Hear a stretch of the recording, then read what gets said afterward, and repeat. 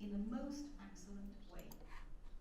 It reminds us that Christians are the closest of... Marko Medved je teolog i crkveni povjesničar, redoviti profesor na Katedri za društvene i humanističke znanosti u medicini Medicinskog fakulteta u Rijeci. Bio je glavni urednik Riječkog teološkog časopisa, bavi se istraživanjem crkvene povijesti i objavio je više monografija i znanstvenih radova, od kojih izdvajamo Riječka Crkva u razdoblju fašizma, nastanak biskupije i prvi talijanski upravitelji iz 2015. i Filius Conventus Flumiensis, Augustinci pustinjaci Svetog Jeronima u Rijeci 2020. godine. Na mediteranskim teološkim susretima u Lovranu 2025. održao je predavanje u kojem je govorio o važnosti proučavanja povijesti za teologiju. Predavanje donosimo u cijelosti s titlovima na hrvatskom jeziku.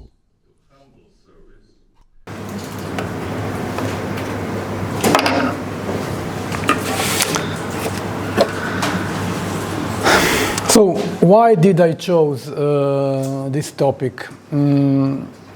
Opponents of any change in the church and in theology often invoke the argument of fidelity to tradition.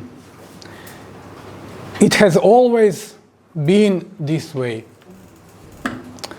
I would like to show through a few examples that only someone who does not know the history and who doesn't want to know history or the history of theology can make such a claim. Okay, so the new theology, nouvelle théologie. The 1950 encyclical Humani Generis is perhaps the one that sparked the most debate and revealed a deep mistrust toward theology of French origin, which it viewed as overly subjected to history and the historical method. After this encyclical, it seemed that the mission of theologians was reduced to merely interpreting church doctrine, essentially the Pope's teaching. Henri de Lubac, Jesuit, Jean Danielou, Jesuit, Yves Congar, Dominican, Marie-Dominique Chenu, Dominican, lost their chairs at church institutions and were no longer allowed to teach, and their books were removed from theological libraries. However, in the end, the Second Vatican Council embraced their teaching, and after several decades, the first three of them, de Lubac, Danielou, Congar, were made cardinals. These theologians are considered representatives of the Nouvelle Théologie. The term Nouvelle Théologie was first coined by Monsignor Pietro Parente, later Secretary of the Holy Office, in an article in 1542 in L'Osservatore Romano. The term was also used by Garrigou Lagrange, a neo-Thomist theologian, in an article in 46. Both Parente and Garrigou Lagrange accused the Nouvelle Théologie of being a revival of the modernist heresy from the beginning of the 20th century. On October 11, 1962, the Dominican theologian Yves Congar, who had endured years of ecclesiastical ostracism, took part in the opening ceremony of the Second Vatican Council, where he would go on to make a decisive contribution as a theological expert. Congar wished for the Church to finally emerge from the Constantinian era. That day, he confided his thought in his personal diary, reflecting on church he still saw as strongly inspired by the Constantinian model.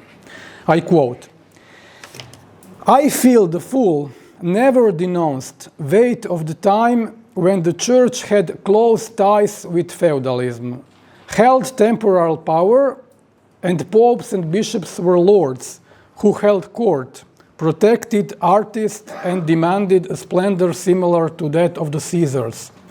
The Church of Rome has never repudiated all this. There has never been in its program a departure from the Constantinian era. The unfortunate Pope Pius IX, who understood nothing of the course of history, plunged French Catholicism into a sterile stance of opposition, conservatism, and spirit of restoration. He had been called by God to understand the lesson of events, those masters whom he himself gives to men, and to lead the church out of the miserable logic of the donation of Constantine, converting it to an evangelical spirit that would have allowed it to be blessed of the world, and more for the world. But Pius IX did the opposite. Unfortunate men who knew not what the ecclesia nor tradition truly were, and who drove the church to always be of the world and still not for the world, even thought the world needed her. And Pius IX still reigns. Even Boniface VIII still reigns and has been superimposed onto Simon Peter, the humble fisher of men. End of the quotation mark. This initial impression would be confirmed a few days later in the pages of the same diary, where on October 14, Congar returned to the powerful idea of the consequences of the Constantinianism, which for centuries has penetrated the church, forming a heavy and costly apparatus, grandiose and infatuated with itself, imprisoned by its own myth of temporal greatness. Emperor Constantine convened the council and summoned the bishops, paid for their travel expenses. The council of Nicaea was held on his premises, and he obliged the bishops to implement its conclusions. Although Christianity did not become the state religion under him, his name nonetheless remained tied to the term of Constantinian era. A church historian will, on the one hand, recognize many benefits that Christianity gained from its alliance with the state, from the Christianization of pagan peoples by missionary, for example, under Charlemagne, to the creation of a Christian society, Societas Christiana. On the other hand, the historian will also observe the negative aspects of the church's connection with the state. Those who, throughout history, advocated for church reform saw the pre-Constantinian church as the ideal, marked by simplicity, evangelical poverty, and distance from worldly categories of power. Through several centuries, well beyond the Constantinian period and beyond the Roman Empire, this myth persists, not only in practice, but also as an ideal.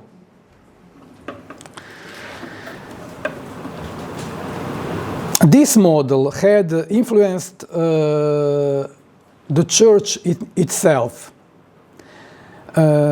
turning it into a true kingdom among other kingdoms. This model was capable of consecrate political powers, recognize their political authority as coming from God, and justify the temporal power of the popes. The invention of the donation of Constantine in the century to follow accentuated the worldly characteristic of the papal court in Rome. However, one would be disappointed in expecting to find a large number of systematic texts that officially recognize Constantine as an inspiring model for pro-Constantinian political theology, nor would a collection of such declarations prove particularly useful.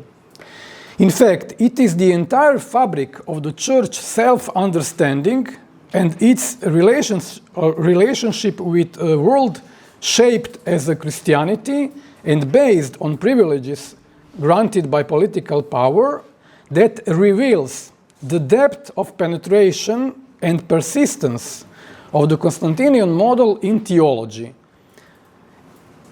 even in the 19th and 20th century. The term Constantinian Church or Constantinian era is traditionally associated with the understanding of Christianity as a state religion. All doubt is it was not only Emperor Theodosius in 380 who took steps toward making Christianity the official religion of the empire.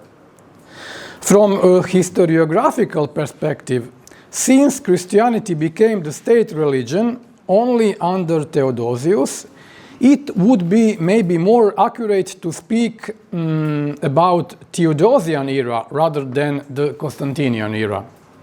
However, today the secular power of the church is commonly linked to Emperor Constantine and the term Constantinian Church, and so we will use that term here. That term refers to Christian empire, a sacred order that is socially and politically organized. The historical protagonist of the long period did not use this term.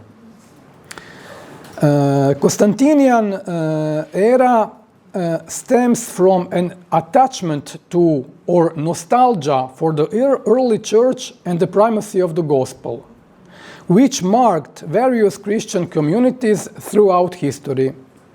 In this way, the term entered church history and can legitimately be considered a subject of interest within ecclesiastical historiography. The year 313 is symbolically regarded as the beginning of the freedom of Christianity, but also of the formation of the Christian empire that would follow. With the Second Vatican Council, the Catholic Church has left that era behind. The clearest expression of this shift is Dignitatis Humanae, the declaration of religious freedom. Any form of political theology is officially rejected. New studies of the Constantinian era. I would like to mark only one, Gian Maria Zamagni, who 12 years ago published a book about Constantinian era in the church, and I will quote him. The Constantinian era was marked, wrote Zamagni, by a close alliance between the argumentative symbolic power of theology and the institutional pragmatic authority that emperors and kings who over the course of 17 centuries, made use of such theological argumentation to threaten their own political agendas, while at the same time supporting the church through the power they exercised. End of the quotation mark. Zamani notes that before the council, the concept had already been addressed by Friedrich Herr, Erik Peterson, Ernesto Bonaiuti, Etienne Gilson, Jacques Maritain, Emmanuel Mounier, Marie-Dominique Chenoux, and Karl Barth. A major difference between the debate during the time of the council, so during the 60s, and that of the 30s, lies in the social context. The former took place in the free and democratic West, while the latter occurred in the interwar period under the regimes of Mussolini and Hitler. The authors who advocated for the end of the Constantinian era mostly became victims of the prevailing systems, but both state and ecclesiastical. Herr was under investigation. Peterson was marginalized. Bonaiuti excommunicated. And both Chenoux and Congar were silenced. Consequences of the Constantinian conception of the relationship with power. So, without describing the Middle Ages, during which the connection between the church and political power was constant, let us say something from time closer to our own. An example from the heart of the Restoration, the period after Napoleon. 1880. Cardinal Ercole Consalvi, on behalf of Pope Pius VII and Luigi de' Medici, on behalf of Ferdinand I of Bourbon, king of the Kingdom of the Two Sicilies, signed the Concordat. Article 1 and Article 2 leave no room for doubt. Article 1. The Roman Catholic Apostolic religion is the sole religion of the Kingdom of the Two Sicilies, and shall always be preserved there with all the rights and prerogatives that belong to it, according to the ordinance of God at canonical sections. Article 2. In accordance with the preceding article, teaching at the royal universities, colleges, and schools, both public and private, must be entirely in conformity with the doctrines of the same Catholic religion. The bishops in the Habsburg monarchy, to which Croatia also belonged, were required to pledge loyalty to the emperor and king. The Concordat provisions, still in effect in the 20th century in numerous countries, showed how, due to various concessions by the states, the Church had relinquished part of its autonomy. The Spanish Concordat, 1953, concerning the appointment of bishops, referred to the provisions of the agreement signed between the Holy See and the Spanish government in 1941, which provided for the selection of the prelate by the head of the state from among 3 candidates presented by the Holy See. The emphasis of the divine origin of power and the obligations of civil authorities in Christian states essentially remained in the papal magisterium of the first half of the 20th century.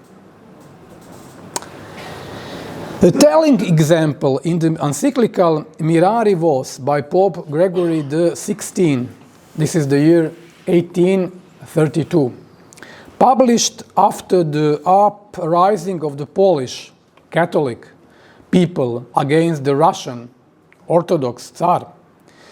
The Polish revolt, supported by various Western liberals, such as maybe one of the most famous Félicité Delamnay, gave the Pope an opportunity to condemn, in general terms, all movements aiming to overthrow the established order and to praise the alliance between throne and altar.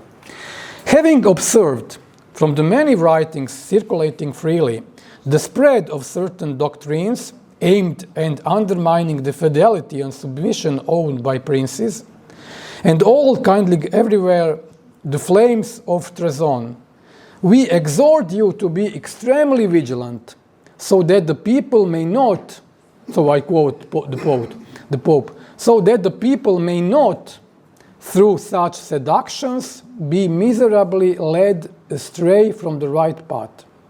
Let all reflect that, according to the words of the Apostle, there is no authority except from God, and those that exist have been instituted by God. Therefore, whoever resists authority resists what God has appointed, and those who resist will incur judgment. Chapter 6 of the famous Syllabus of Errors, this is 1864 of Pope Pius IX, enumerates as false some opinions. Syllabus condemns the separation of church and state, the freedom of the press, the freedom of conscience, which Quanta Cura defined as madness, repeating an expression from Gregory XVI in 1832 from Mirari Vos. One of the paradoxes of the 19th century was that the Church, the Catholic Church, enjoyed the greatest freedom in its activity, and the Pope was unrestricted in the appointments of bishops, precisely in those places where Catholics were a minority, or where, for other reasons, no attempt was made to establish a Catholic state, like in Belgium.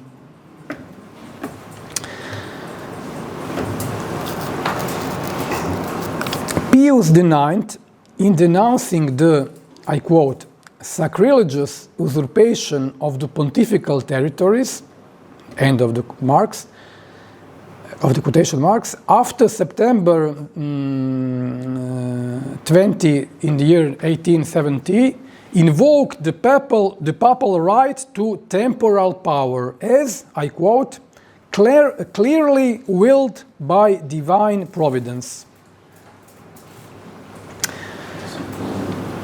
The idea of an imperial donation had long since been abandoned, and lamented the loss of the Catholic Church's privileged position in Rome. Pope Pius XII, reference to the divine origin of power in Summi Pontificatus 1939, an encyclical that coined in the first year of the Second World War, but does not serve, the divine origin does not serve to justify authority, but rather to defend the fundamental rights of individuals and communities against tyranny.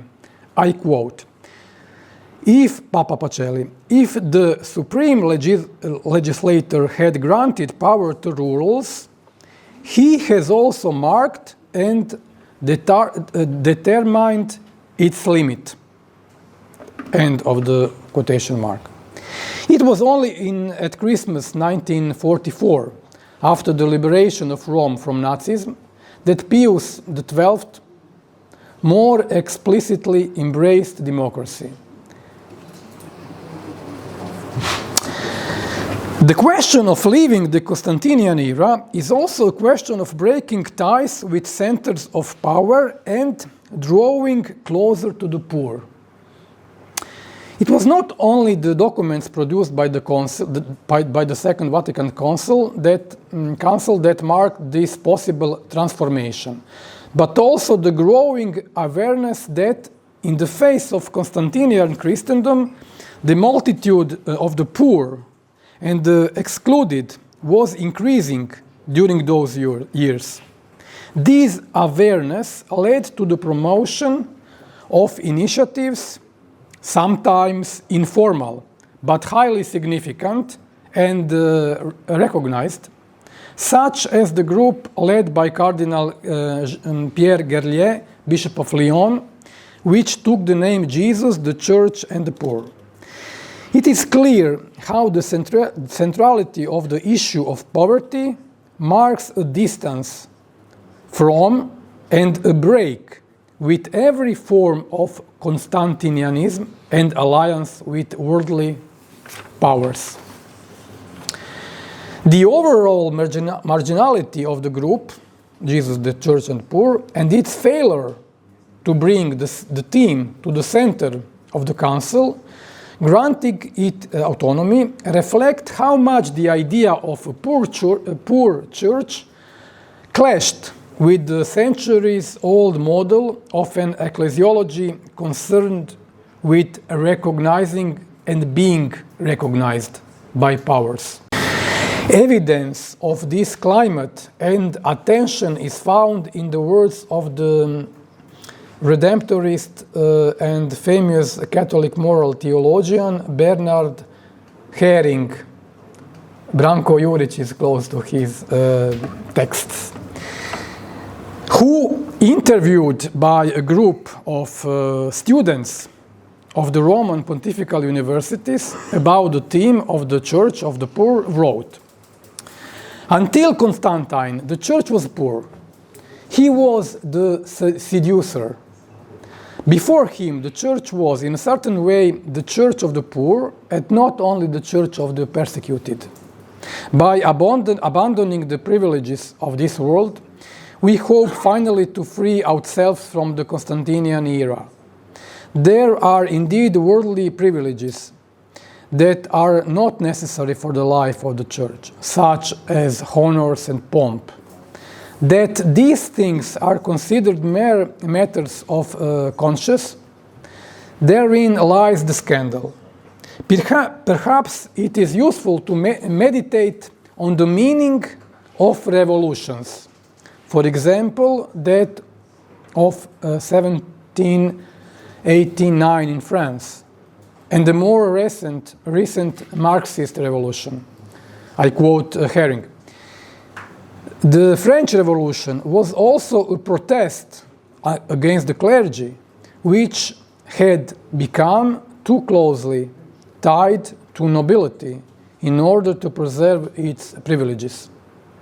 The evangelization of the poor cannot begin anew without a return to the real poverty of the Church, especially of the clergy at all levels of the hierarchy." End of the quotation mark. The Second Vatican Council left behind the Catholic Church quite different from the one within which it had begun. With the pontificate of Pope Francis, the focus has been placed on the need for a poor church for the poor.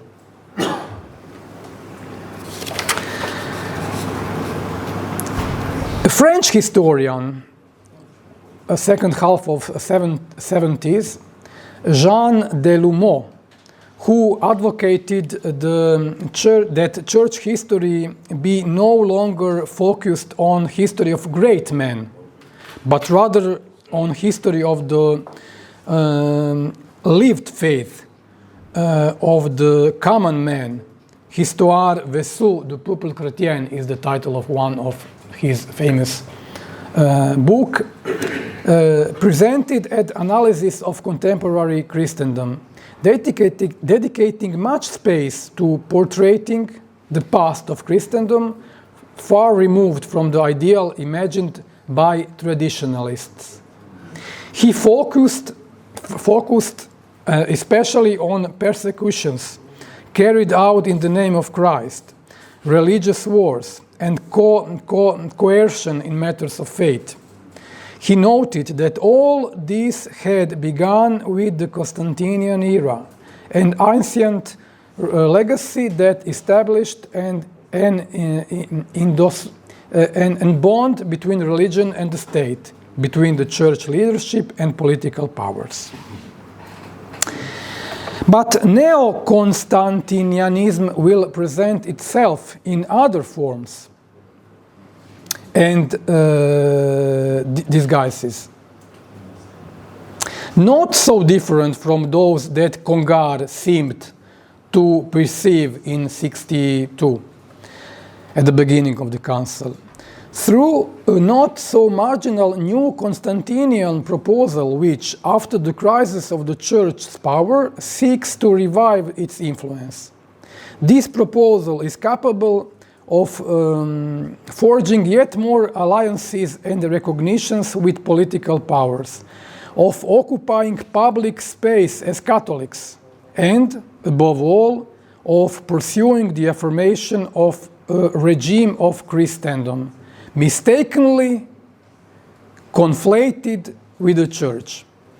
Marie-Dominique wrote, I quote, "Christendom is not the church.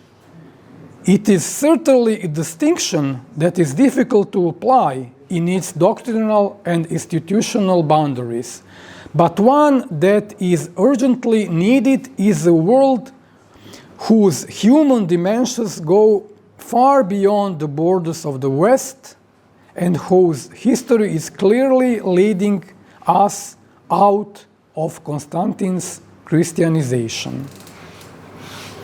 This regime, end of the quotation mark. This regime remains tied to Eurocentric or pro-Western model, which seeks to impose itself as representative and absolute over the entire richness of human experience. This self-understanding translates into a will to occupy society as Christians. Marie-Dominique Chenu. Chenu was engaged in the study of history and founded the Institut d'études médiévales in Montreal, Canada, in 1930. He was scandalized by the fact that some of his theology professors showed a lack of knowledge of church history.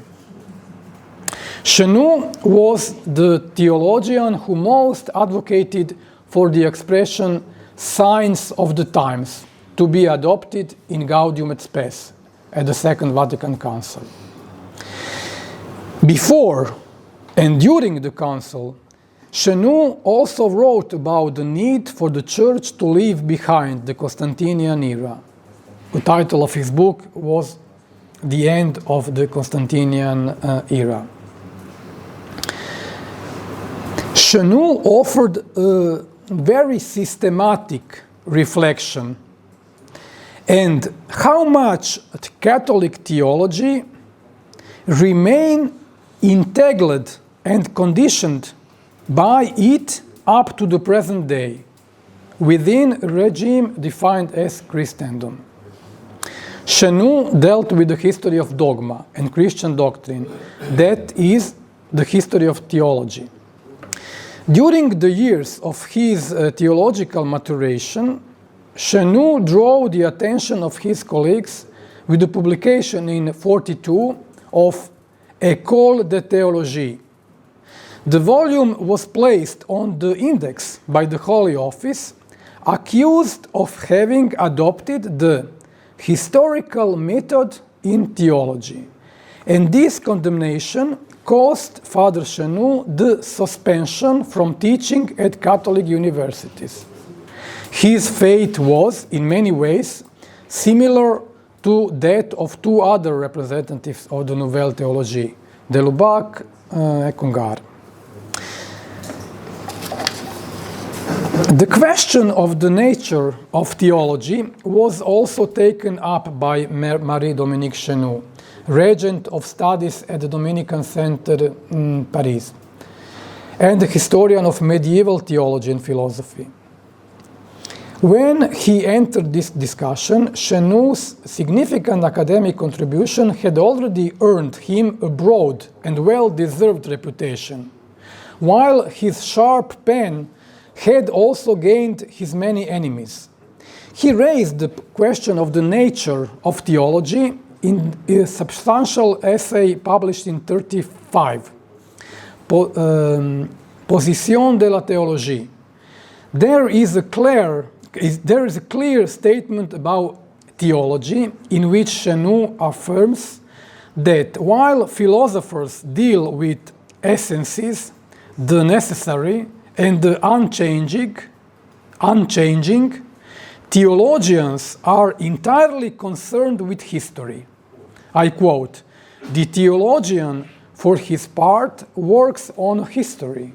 What is given to him is not the nature of things, nor their timeless forms.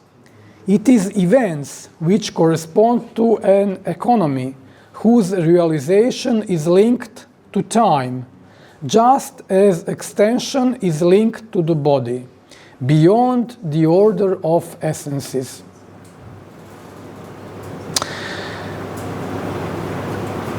Parente from the Holy Office accused Chenou and others of a philosophical and theological relativism that extended even to dogmatic formulations, of a theology erroneously founded on the subjective basis of religious experience, and of an unjust denigration of scholastic and Thomistic thought. It was later that Wins of the Council and John the 23rd who rehabilitated not only the innovative method, but also the entire thought of Marie-Dominique Chenou. One of the theologians who recently published a book on Chenou, Alessandro Cortesi, says that Chenou was the master of the most important theologians of the council, and his lesson was to approach theology while maintaining a reference to Christian thought, but interpreting it in its evolution and always being in dialogue with the path of modernity. Yet, as often in church history, and students, please pay attention, great internal tensions led to a renewal of theology. The success of the Second Vatican Council was largely due to the contribution of those theologians who remained in communion with the Church despite the misunderstanding and suffering they endured. The debate on Constantianism influenced not only the council itself, but also its reception. One of the central narratives about the council is precisely the breaking of medieval ties between church and state.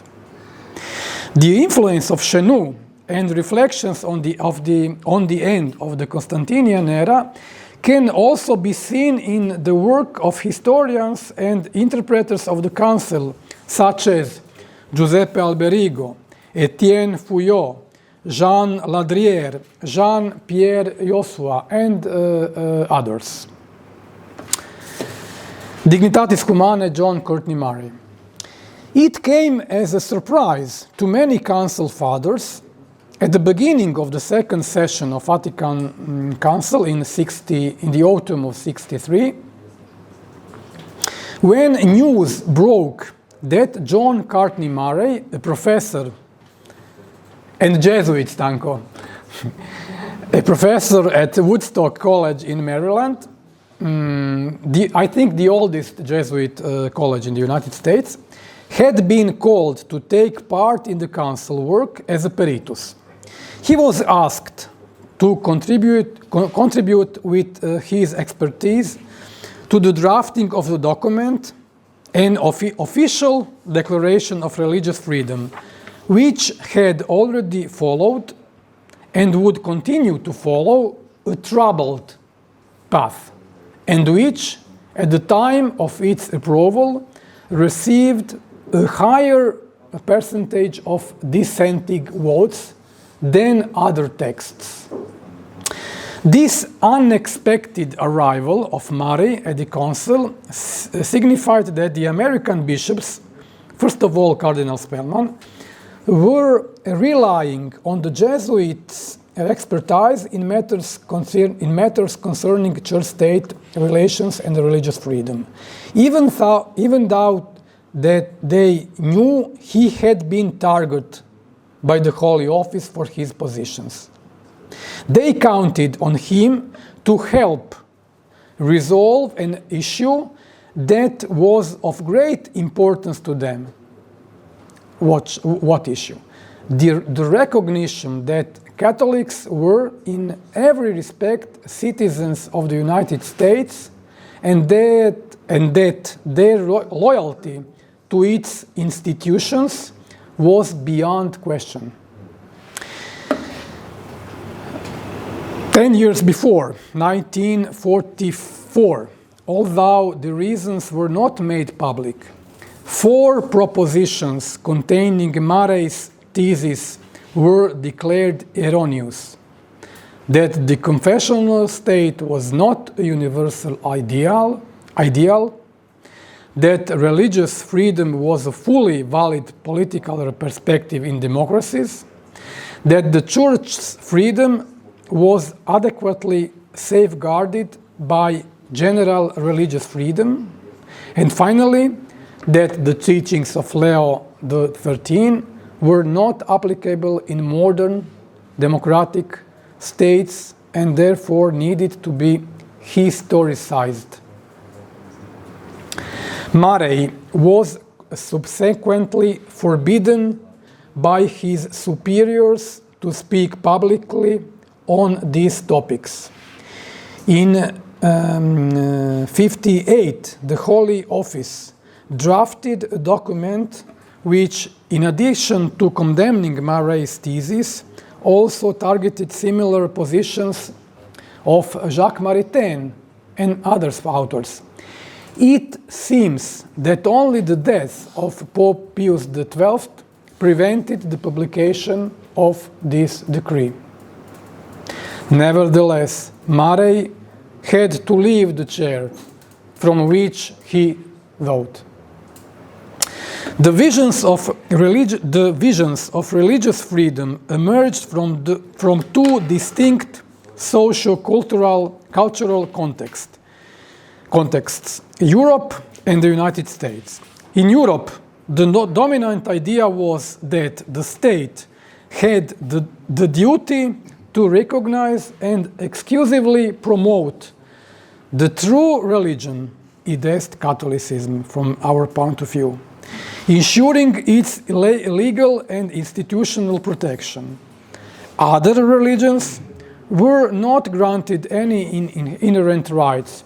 At best, they could be tolerated in situations where religious pluralism could not be avoided. In the United States, by contrast, religious pluralism was a well-established and constitutionally protected reality. The abstract concept of the exclusive rights of the truth stood in contrast to Murray's position, which held that one should begin from the concrete, contemporary historical experience, from the increased personal and political awareness of modern people, and from the Church's renewed self-understanding. Declaration on Religious Freedom, Dignitatis Humanae, had a troubled path before reaching its final vote, approved and finally promulgated on December 7 of 65, and the council ended the following day. The dilemma of whether the state must be neutral toward all even in places where almost everyone is Christian, such was Spain and Italy, has been resolved by shifting the question from the level of the state to the level of the individual. The right of the individual, of the person, to choose and to be free in that choice is affirmed, even if the person does not choose Christianity or Catholicism. The Declaration on Religious Freedom makes the final adjustment to an essential detail. Secular society and state are called to protect and promote as a supreme value the personal and social right to the free exercise of religion. From a historical perspective, with this declaration, the Church renounces its long-cherished historic right to the assistance of the state as the secular arm, brachium seculare in Latin.